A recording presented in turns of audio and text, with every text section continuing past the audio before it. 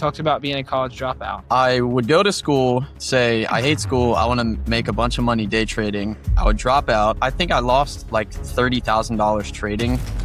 How'd you get into poop scooping? What happened? I was just in my room one day, scrolling on YouTube, and I come across this video, and it's like, this guy made $2 million with dog poop. I'm like, I got really lucky, I think, because the first post was, I need somebody to come scoop dog poop out of my backyard. And I'm like, that's convenient. If someone's starting a poop scooping company, what would you tell them? I would say, retention is the hardest part of running a poop scooping company, but Max discovered a simple move that turns one-time cleanups into loyal, long-term clients. So what exactly is he doing differently?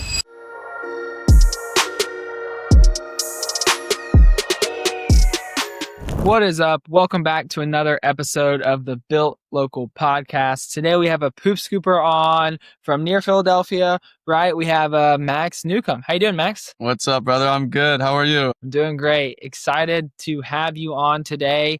For anybody that doesn't know what this is all about, we're going to learn a little bit about Max. We're going to talk marketing. We're talking about growing his poop scooping company. He's been in business for a little less than a year, right?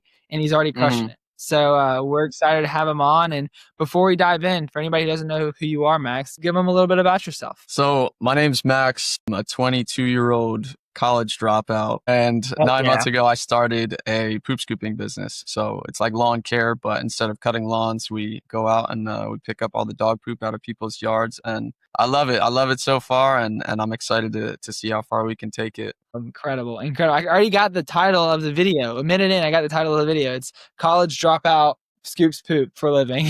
Well, how poop scooping? How'd you get into poop scooping? What happened? Well, the story I like to tell people is, I'm in my backyard and I'm watching my dog take a dump and it just clicked. But that wouldn't be entirely honest. I was just in my room one day, scrolling on YouTube, and I come across this video, and it's like, this guy made $2 million with dog poop. I'm like, okay, I can't not click on that video. And it's Will, this guy in Spokane, Washington, talking about how he grew his business scooping poop and pretty much explaining how the whole business works and how much it costs to get started, what you need to do. I'm like, this is just a no-brainer. Like, I feel like I can't not give this a shot. Yeah.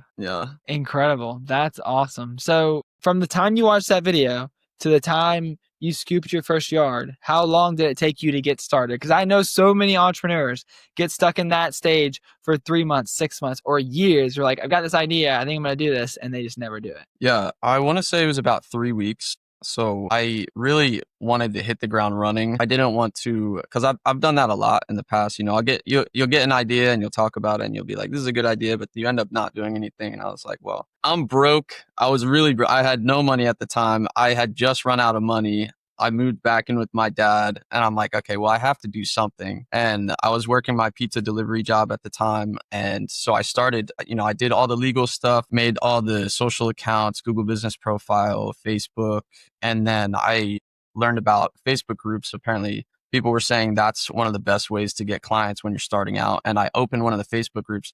And the first post, I got really lucky, I think, because the first post was, I need somebody to come scoop dog poop out of my backyard. And I'm like, what? That's convenient. So I shot her a DM and I'm like, hey, I actually just started my poop scooping business for the past 3 weeks. I've been getting it all set up.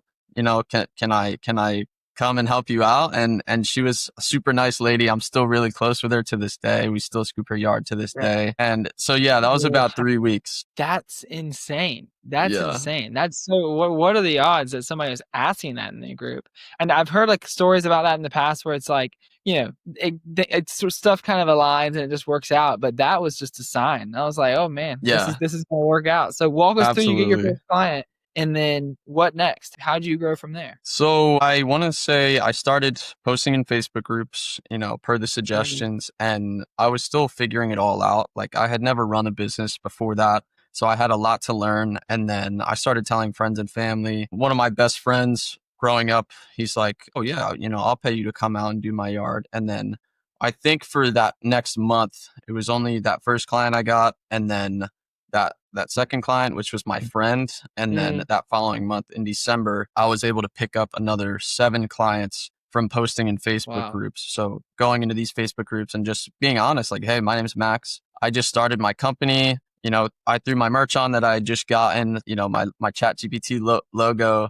I just started this company. I want to scoop dog poop. If you're interested, leave a comment, shoot me a DM. And it's a really good way of getting clients, because that's how I got my first 7 clients, because of those first 2 kind of just fell into my lap. Yeah. Wow. Okay. That's Yeah. huge. Okay. So, and let's talk a little bit about numbers. So you got started like less than 9 months ago. How many customers do Mhm. you have now? Or how many customers have you worked with? So I've worked with probably around 130, 140. January 1st, I had 9 clients. So there's first Okay. 2 and then 7. And then the whole time I'm researching and trying to learn everything and build my foundation, I'm hearing all this about spring rush, about the seasonality of the business. So I joined the Pooch Scoop Millionaire community, and so I could learn from these people, and I just dive into it, and I'm like, okay, all I want is more clients. How do I get more clients? How do I get more clients? And one of the biggest things I saw was paid Facebook ads. So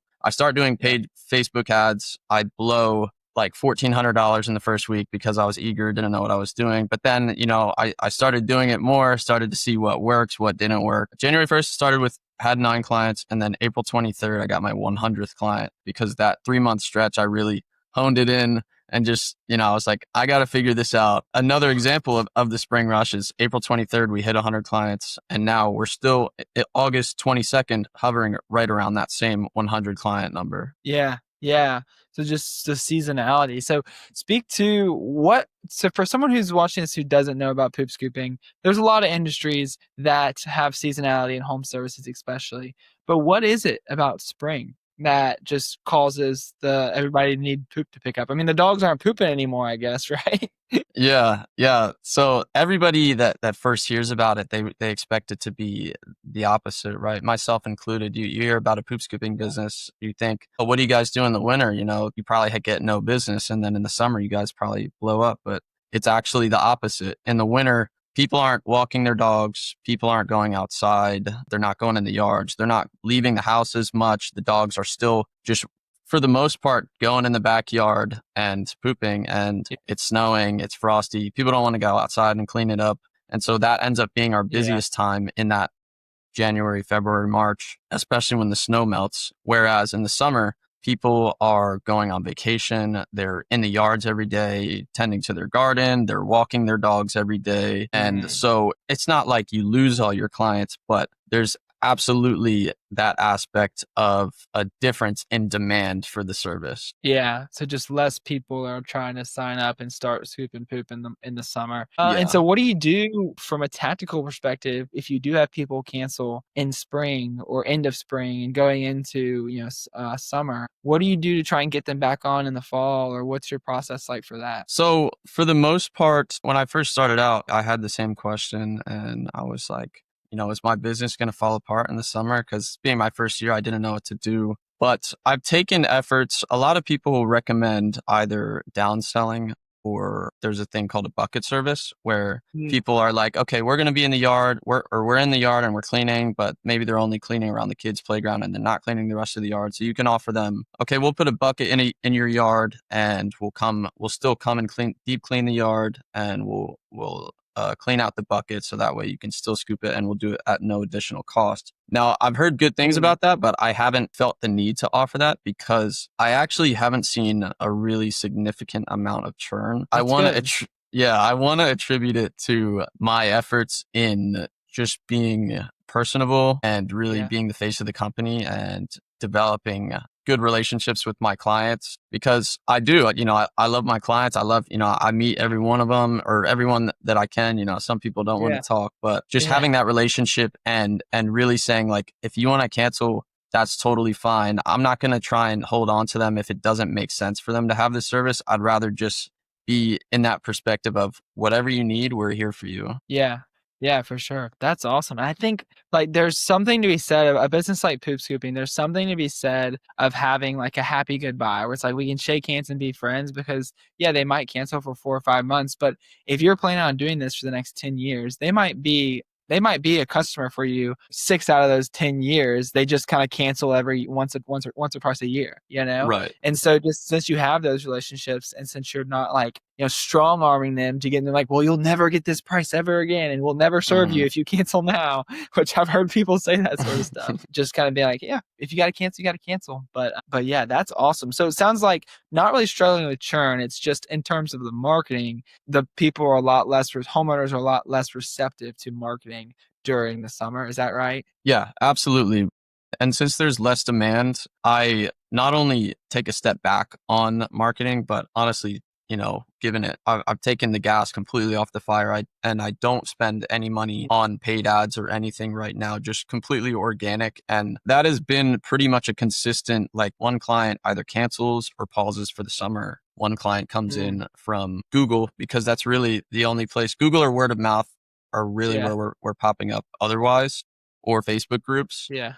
But yeah. Yeah. Awesome. Okay, cool. And talk a little bit about when that spring rush happened. I mean, you had 9 clients in January, and now and at the end of April or near the end of April, you had 100. What was that time like?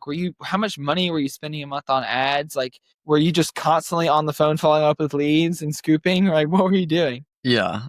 So I was spending probably like $3,000, $4,000 a month. And I was getting a customer acquisition cost of, depending on the campaign and the time, around $100. My goal for this upcoming year is to get that down, but it's pretty good given the model that we have. For sure.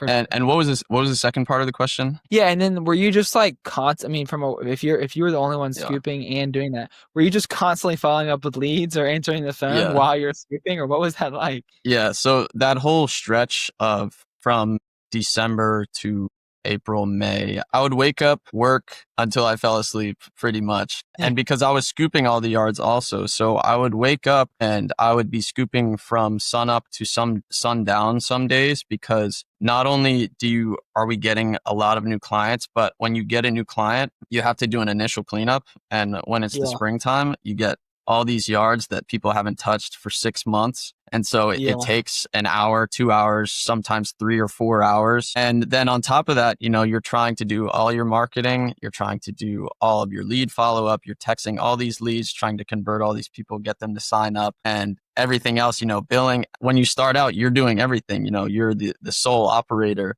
But I look back at that time and it was a lot of work, but I'm like, that was such an enjoyable, fulfilling period of time to just be so obsessed and just working all day, every day, because living your life like that, where you're so committed to a specific goal. I remember my girlfriend would ask me something and I'll be like, I don't know, I just want more clients for my business. Like I was just so locked in on that goal. And I look forward to it for this upcoming busy season also. Yeah.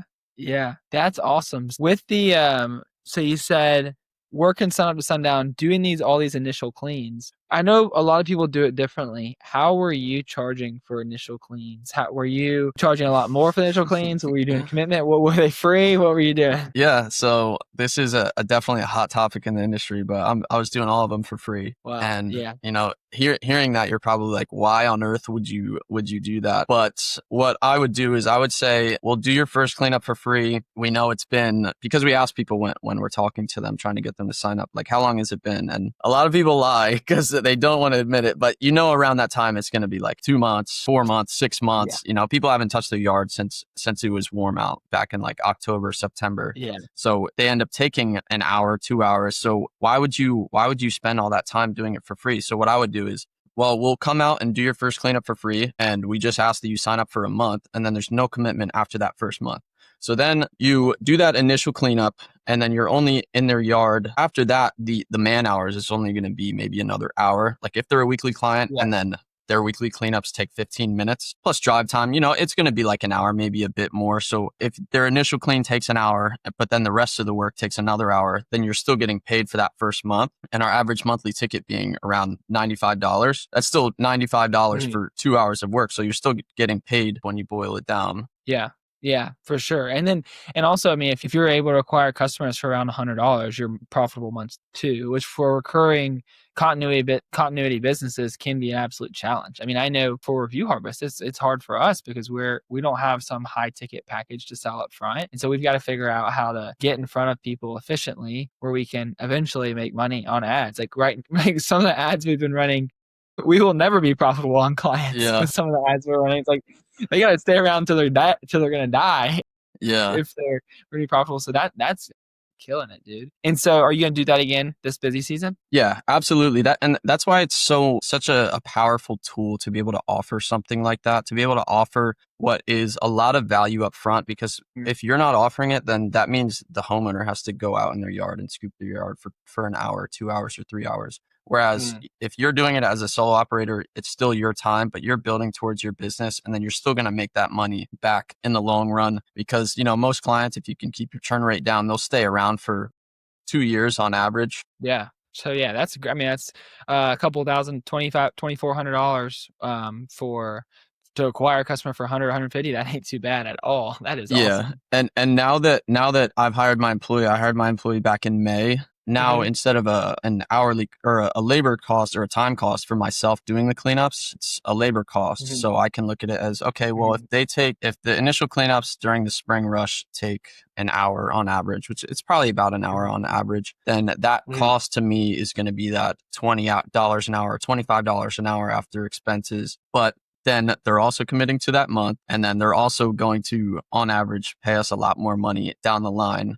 And you can charge a lot of money. Some people charge $100 an hour, or, you'll get paid $100 or $200 for an initial clean when you charge for it. But it's really powerful to have that offer on hand, just to be able to convert people. And instead of locking them into a contract too, like you only have to commit to a month, because if you're confident in the value of your service, you can have a service where you don't try to get them to commit to a certain period of time, because you're confident and you know that X amount of people or X percentage of people are going to stay committed to the service. You might get 1 or 2 people, or 5% of people, or a small percentage of people that do cancel after that first month, but you're still in the green for that first month, outside of obviously cost to acquire that customer. But you get what I'm saying? Yeah, no, for sure. I mean, and even if you remove that offer and you don't offer your first initial clean for free, then inevitably your cost to acquire a customer goes up. And so you just end up spending $300 or $400 to Daddy Zuckerberg, and Zuckerberg's getting all your money instead of giving that extra money to your customer to build goodwill to stay with you forever. And so, I mean, I see both sides of the coin. I see, you want to be profitable month one for your initial clean. I get that. But just in terms of like what's best for the customer, it's a little bit of a longer term look at the business. But what's best for the customers? Yeah, initial clean, it makes a lot more sense. You can spend less money on ads and you get more people in the door. But you said something really early in the interview that I never even touched on. You talked about being a college dropout. So walk me through that. What happened? What was the decision-making process? Was this before doing poop scooping? Was this when you're delivering pizzas, or how'd that happen? Yeah. So out of high school, I had no idea what I wanted to do. And so I was going to junior college. And then that year I realized I came across day trading videos, and I'm like, this is what I'm going to do. I'm going to make millions of dollars day trading. And so I would go to school, say, I hate school. I want to make a bunch of money day trading. I would drop out. And then I would say, you know what? I should just go back to school. And then that process repeated for about 3 years. And not even a 2-year degree later, minus thousands of dollars day trading. And I was like, okay, you know what? I'm done. I'm not going back to school. I moved back in with my dad. And this was, 3 years after trying to make money trading and dropping out of school, going back. And then that's when I came across the video. But at that point, I had this money saved from my whole life to live at college. And I spent it all on rent and food, and living on your own when you don't have a job, it doesn't last anywhere near as long as I expected. And by the time I had to move back in with my dad, I think it was like $5,000 in debt, and I had like no money in my bank account. And then I Yeah. came across that video. Like you said earlier, like I think everything from that point to here, or even back in high school, like I truly believe everything happens for a reason. You know, I'm grateful every day for all that money I lost trading. I think I lost like $30,000 trading because I got lucky with crypto back in 2020 and I made like $30,000 from Bitcoin. Yeah. And then I literally blew all of it trading, Yeah. but then had money saved from my pizza delivery job. I moved back when my dad was working the pizza delivery job. And then I came across the opportunity for this business. And then I was still working my pizza delivery job until it made sense that I was wasting more time there, that it would be more valuable Yeah. working on my business. Yeah. I mean, that video was, I'm guessing it was the upflip video, right? Yeah. Yeah. Yeah. That video is life-changing. That's literally a life-changing video. I think, like, when people Yeah. post YouTube videos, they think about the views and the likes and the comments, and maybe they'll make some money for it or whatever, but, like, very rarely do people get to see the other side of that. That video literally changed the direction of your life, and now, now you have a successful business with over 100 customers. I mean, it's like now you get to, I mean, now there are millions, there's probably tens of millions of people in America that would switch positions with you because you own your own business that's doing well, Yeah. Yeah, absolutely. I look back at that moment and I'm so grateful for it. And you make a good point because a lot of people might come across that video and say like, oh, this guy's a scammer. He just wants you to buy his course. But then, there are other people that have a moment like me where it's, a truly defining moment in their life that literally I wouldn't be anywhere near where I am today if I hadn't come across that video. Yeah, dude, that is so hype. Like that's got me fired up because obviously I post YouTube videos and like not a lot of them are like about how to start a poop scooping business, but like it's got me fired up. I love that. That's incredible. Yeah. Well, tell us a little bit about, and you've got to have them scooping yards. Tell us a crazy story about picking up poop. Well, I want to say it was like my third time ever scooping a yard. It was that first client that made the post on Facebook. Yeah. I go in her yard and I'm doing my normal zigzag, making sure I check every spot. I get like halfway through the yard and I'm right in front of me. There's a dead possum, and I'm like, oh my God, dude, is this a normal occurrence? And I'm like, okay, well, I shouldn't just scoop it up because this is looking back, this is a pretty profound thought, but I'm like, okay, I hope these people don't have like a pet possum or something. It's pretty stupid looking back, but I'm like, okay, let me check with the homeowner before I just scoop it into the bucket. And she's like, no, we don't have a pet possum. And I was talking to her, like a month ago, and she's like, I still crack up telling my friends that story about you asking if we had a pet possum. Hey, just got to make sure, right? You didn't know that it was actually dog and possum poop pickup service. Yeah. Yeah. That's crazy. Well, what about when you're in your area? Obviously, poop scooping has, the industry as a whole has grown a lot. Anybody doesn't know, we didn't mention this, but Max and I met at ScoopCon in Washington, or I guess in Idaho, technically. He was in a boot. His ankle was broken, so he's back on his feet now. This is great. Talk a little bit about the industry growth in your area and how you are trying to differentiate yourself from your competitors. Or are you just like, I don't really need to differentiate myself, I just need to show up and do a good job, and there's plenty of business for everybody? Yeah, that's a good question. So when I was first starting out, I looked at competitors, and we only had one in the area, and it's this guy that's been in business for like 12 years, and he does a pretty broad service area. His service area is probably 5-10 times the size of mine. Like they cover a large area. And when I first started out, I was worried about competition. And being a couple months in, putting my stuff all over Facebook, I saw another company pop up, and then they started copying me, making the same posts I was. And then I saw another company pop up, and same thing. They start making similar posts to me. Maybe they weren't copying me, but because I'm copying other people at the end of the day. But I look at these and I'm like, dang, dude, these other companies are popping up, and what if they're going to be better than me? What if they're going to take my clients? What if they're going to take all the clients that they're already get? And I think it was Alex Hermosi. He's like, you don't have competition. Competition isn't, I don't know if he used these words, but he pretty much explained there's no need to worry about competition. Your stage, you probably have about 0.5% of the market that you could possibly get. Maybe a bit more, maybe a bit less, but that's probably accurate. Let's say your competitors have I have like 3 competitors. If they also have 0.5% of the market,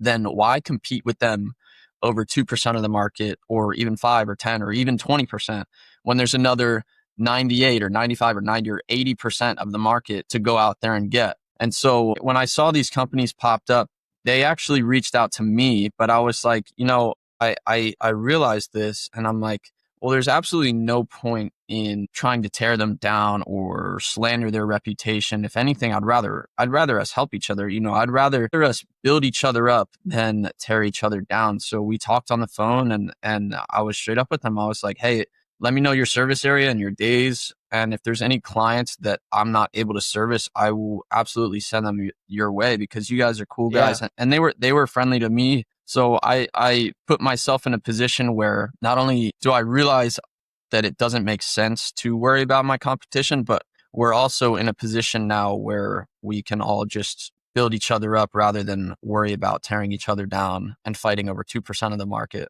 Yeah, dude, that's awesome. That's awesome to hear, because I think, like, I don't know exactly for poop scooping. I guess like y'all's main competitor would probably be like them picking up themselves, or them not even knowing that this is a service. And that's the same way with Review Harvest. Like, as a software that helps home service business owners get reviews, sure, we've got competitors, we've got other softwares out there that help them out, and a lot of them are great. But still, our number one competitor is the fact that, or our number one kind of hill that we have to climb, is that there's still tens of millions of business owners in America and across the world that don't know reviews are important. And so what happens is if the whole entire industry of reviews is marketing to these home service, to these local business owners, saying, hey, you need to get more reviews, you need to rank, because you'll rank on Google, you'll get more customers, yada, yada.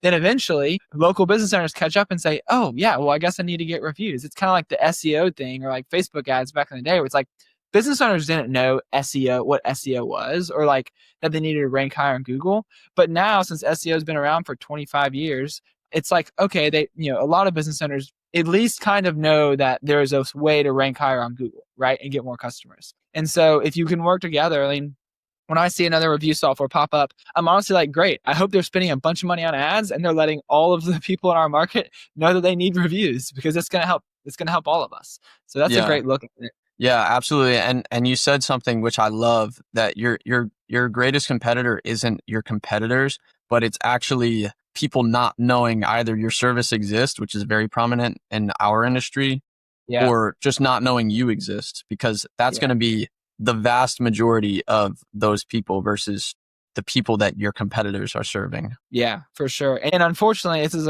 a reality, and you're probably already seeing it, and I see it with other poop scoopers, is that people get into business because they want to own their own schedule or do whatever. And then 3-6 months in, or sometimes not even that, they realize business is hard. And so what happens is they spend $10,000 on marketing and advertising or whatever, and they just let everybody in your hometown, everybody in your area know that they can do a poop scooping, and poop scooping is a service. And then they go out of business, and then you're there to capitalize on all the people that went from not even knowing it was a problem to now at least they're problem aware, or maybe even solution aware. It's going down that marketing funnel, so you have a bigger addressable market because more people know.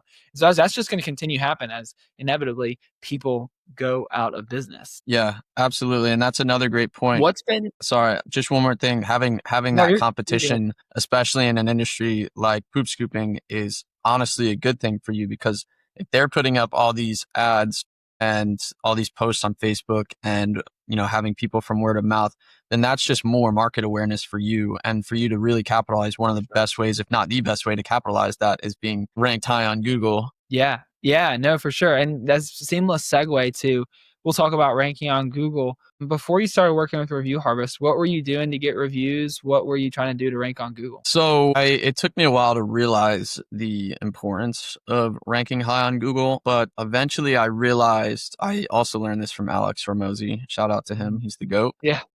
He's like, the best time to ask one of your clients for something is at the highest point of satisfaction. And I'm like, okay, well, I want 5-star reviews because I want to rank high on Google. So I already offer them a supreme amount of value when I give them their first cleanup for free. So what I would do is I would do their initial cleanup. I would take a picture of the 100 pounds of dog poop in the trash bags, outside, right after I finished. And I'll text them and be like, hey, I just finished your cleanup. It took me a while, but I managed to get it all done. I'll send them a picture. It would be some cleanups where I think my biggest one was 15 white trash bags full, and that's full for the lobby dustpan or the debris pan. So I think it's like 5 gallons, but what's 5 times 15? 75 gallons of dog poop. It's a lot. But so I would text them and be like, hey, I just cleaned for 3 hours in your yard, or 2 hours, or 1 hour for free. Can you take 30 seconds to give me a 5-star review? If you think I did a good job, I'd love it if you left me a review. And that got a pretty good conversion rate for getting those reviews. Yeah, that's incredible. I think like the peak excitement is the best time to request a review. It's the best time to like you said, like sell them. It's the best time to do a lot of things. I had somebody the other day get on the phone with me, a poop scooping service actually, and they were like, we don't want to request reviews until they've been a customer for 3 months. And I was like, okay, how come? Like, well, we don't really want a lot of reviews. We just want some like really, really high quality reviews. And in my mind, I'm like, okay, just because they've been around for 3 months doesn't mean they're going to give you a super high quality, like long review with photos, whatever. And I did my whole process where I tell them that. I say, hey, the best time is to request a review right after.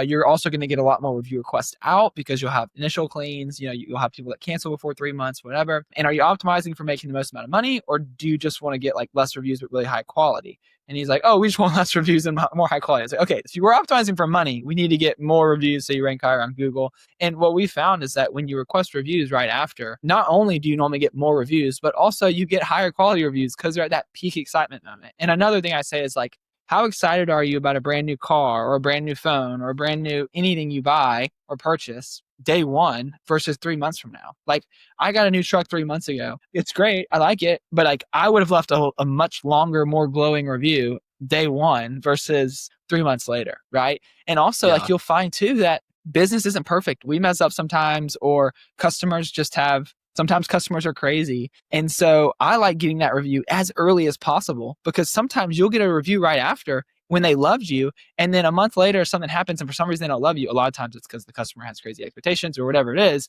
And then you wouldn't get that review then. And so, yeah, it's definitely by far the best time to request a review. So I'm glad that you said that. But when it comes to, do you remember how many reviews you had before you started working with Review Harvest? Yeah, I want to say it was like 88, around there, like high 80s, something like that.